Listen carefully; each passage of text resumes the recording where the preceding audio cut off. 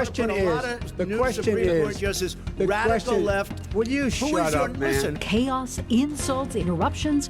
Joe Biden and Donald Trump go head-to-head in the first presidential debate. Did you use the word smart? Don't ever use that word. Oh, give me a break. Because you know what? There's nothing smart about you, Joe. 90 minutes of talking hot-button issues, the Supreme Court, the coronavirus response, the economy, and the president's taxes. I paid $38 million one year. I paid $27 million. Show us your tax return. Tonight, we have in-depth 360 coverage, multiple angles, multiple perspectives, and we're fact-checking some of tonight's claims as people on both sides of the aisle weigh in.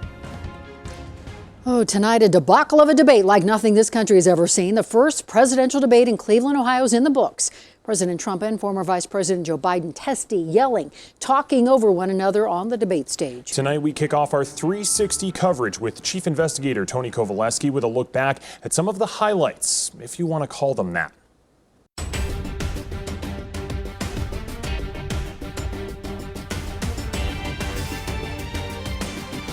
It was officially labeled a debate. Part of Obamacare. Sir. Chris, You're that was the debating him, worst not part me. of Obama. Let me ask my question. Well, I'll ask Joe. But it turned out to be more like 90 minutes of verbal chaos. Well, first of all, I guess I'm debating you, not him, but that's okay. I'm not surprised. 90 minutes dominated not by facts and political positioning. Instead, an hour and a half filled with interruptions, some calling it a train wreck. The New question Supreme Court is, Justice, the radical question, left. will you shut up, man? Listen, who is on your list, Joe? When the two candidates were not interrupting or antagonizing, they did actually dive into some issues, including COVID-19. You should get out of your bunker and get out of the sand trap and get in your golf course and go in the Oval Office and bring together the Democrats and Republicans and fund what needs to be done now to save lives. You didn't think we should have closed our country because you thought it was terrible. You wouldn't have closed it for another 2 months. And they debated the country's ongoing battle with racial equality. You have treated the African-American population community, you have treated the black community about as bad as anybody in this country. This is a president who has used everything as a dog whistle to try to generate racist hatred. And they separated their positions on the economy. Our country is coming back incredibly well, setting records as it does it. We don't need somebody to come in and say, let's shut it down.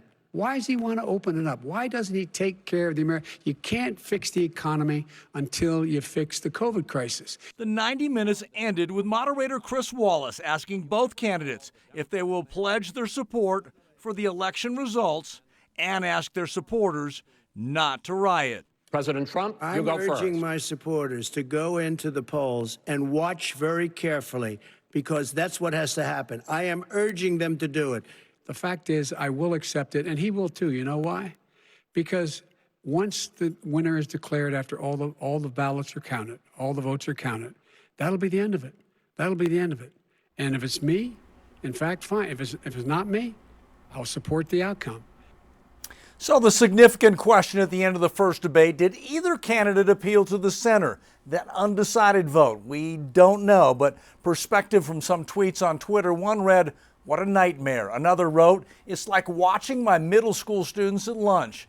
And finally, another wrote, "Trump and Biden are both wrong for America." And you were also monitoring Twitter. A lot of frustration out there tonight. Yeah, and I think it was more so disappointment, Tony, that it really just wasn't more presidential. Thanks for that coverage. Now, tonight is part of our 360 coverage. We are fact-checking some of the claims made during tonight's debate. We know some of the substance got lost in the chaos. So let's start with President Trump and Joe Biden, who debated over the Supreme Court and the fight over the future of the Affordable Care Act. Biden claimed there's 100 million people who have pre-existing conditions and they'll be taken away as well.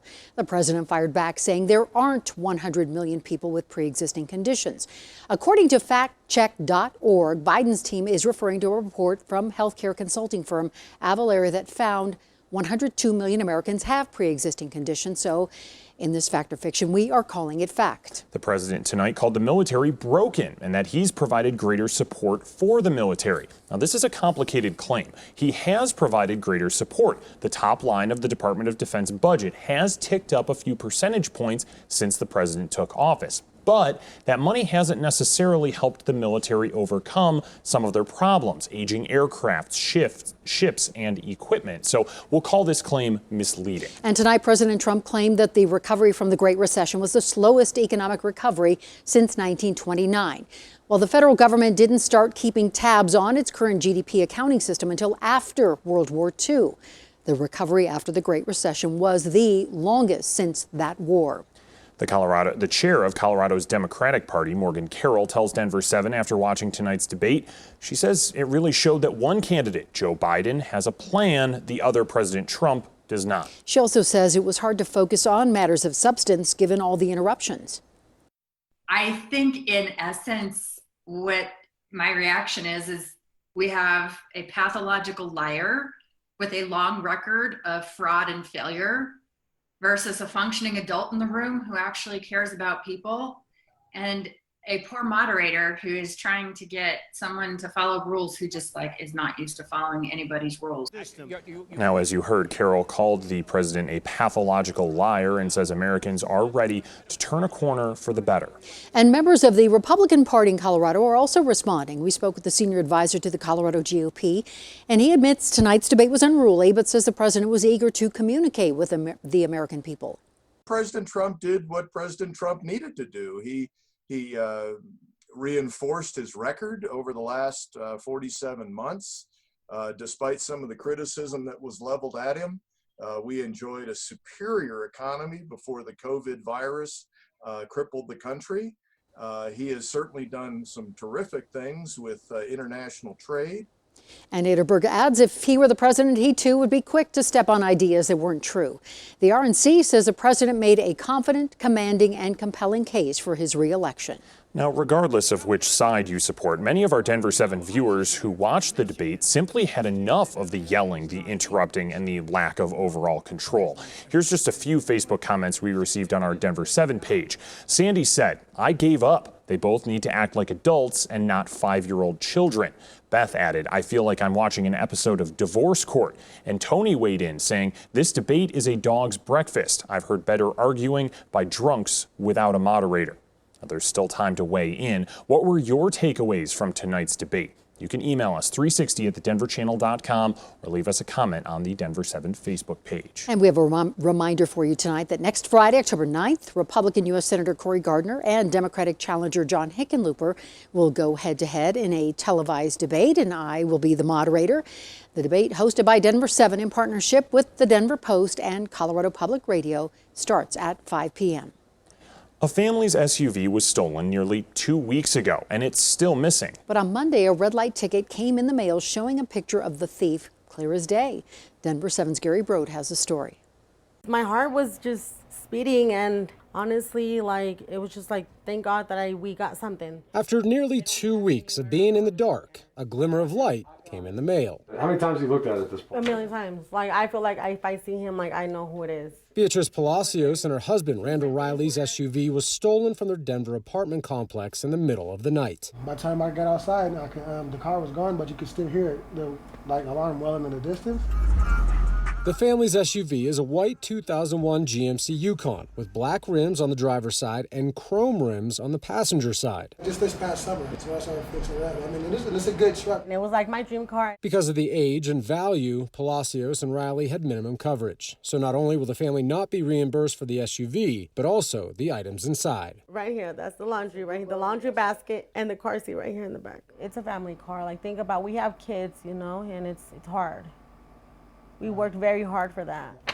On Monday, the family received a red light ticket in the mail. The time on the ticket, 2:34 a.m., about 3.5 hours after the SUV was reported stolen. The picture giving a clear view of the suspect. Hispanic male, maybe 20s. He had a beard. The Denver Police Department tells Denver7 the investigation remains open and no arrests have been made. Palacios has a message for the man in the photo. Maybe he needed the money. We're all struggling right now. In Denver. But it's still not an excuse to take a family car. Gary Brode, Denver7. No decision was made tonight in Longmont on a proposal to ban late fees for tenants who can't pay rent on time because of this health crisis. Under the proposal, if someone can't pay rent, they'd have to show some sort of documentation to explain their hardship. like a layoff notice. Well, some city councilors voiced opposition, saying it would incur additional hardships for landlords. So the city says it will continue to work on the plan to come to a solution. This week, the Colorado Oil and Gas Conservation Commission gave the go-ahead to create new rules to implement new 2,000-foot setbacks from oil and gas sites near Colorado homes. The current setback is 500 feet. Oil and gas insiders say there is little evidence that the move will make people safer. Regulators disagree, calling this a win for public health. The new rules could be finalized later this fall. The city of Denver is expanding its outdoor dining program through at least October of next year. And that means, yes, outdoor seating through the winter months. Restaurants that are already operating outdoors can request an extension. The extensions vary depending on if seating is in the public right of way.